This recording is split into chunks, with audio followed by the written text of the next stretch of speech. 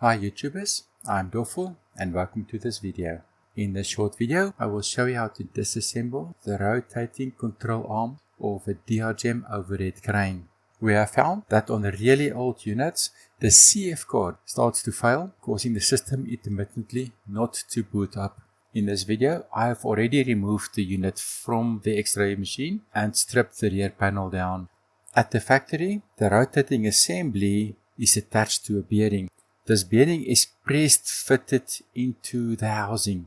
By the time the CF card finally fails, this plastic would have gone hard and brittle. Trying to remove the bearing at this stage will crack the housing. For this reason, the CF card and the board is not offered as a spare part, since you have to replace the whole assembly once you break it. So in this video, I will show you how to remove the PC board and the rotating assembly, and our main aim is to accomplish this without destroying the unit. And without any further ado, let's get started. First, we will remove the metal screws on the potentiometer side. After this, we will remove the 4 screws that attaches the plate to the plastic. This is where our work will be continuing, so please keep a note of this. After removing these screws and the plate, you will be left with the 4 standoffs where the screws into. Between them are 2 round indent markers that you can see here. Using a 10mm drill bit, please carefully drill out this marker I've indicated here. A battery drill works beautifully. Try not to put too much force on it and go slowly for 2 reasons. One, you do not want the drill bit to bite and break the plastic. And the second one, you do not want the drill, when it breaks through, to go all the way through and damage it on the other side.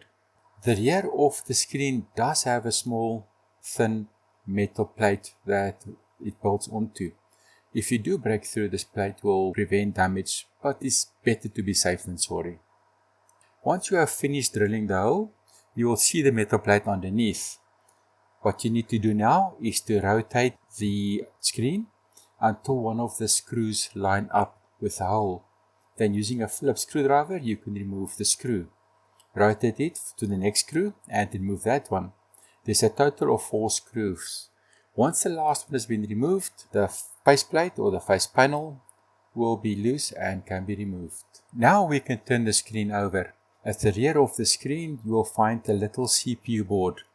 On the top right corner, there is a 12-volt power supply connector. You can connect a 12-volt power source on there to check the screen on its own. On the opposite corner, you will find the CF card. If you have a working unit, you can always make a clone of the CF card and keep it for later use. If you've got a machine that intermittently doesn't boot or doesn't boot at all, you can start by replacing the CF card with a cloned one. Once a new card is inserted, you can connect 12 volt to the power plug and see if it boots up.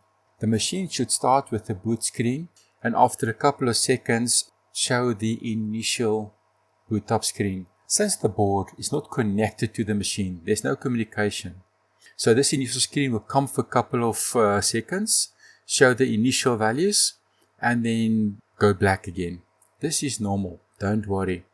If you get to this stage, it's working. All you need to do now is to reassemble the screen in the reverse order of what we had taken it apart.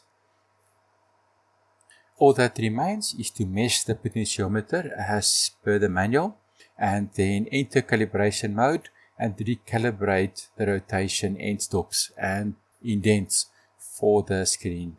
And just like this, you've done the impossible. I hope this little tutorial helped you when you get stuck with a panel that's got a problem. This disassembly procedure will help you for other breakdowns as well. You might have a faulty screen that needs replacement or a power supply on the board that's not working or a broken cable. So keep this and use it. This is Dofo signing off, and if this video helped you, please hit the like button and watch out for my next video on medical equipment repair. Have a great day. Bye bye.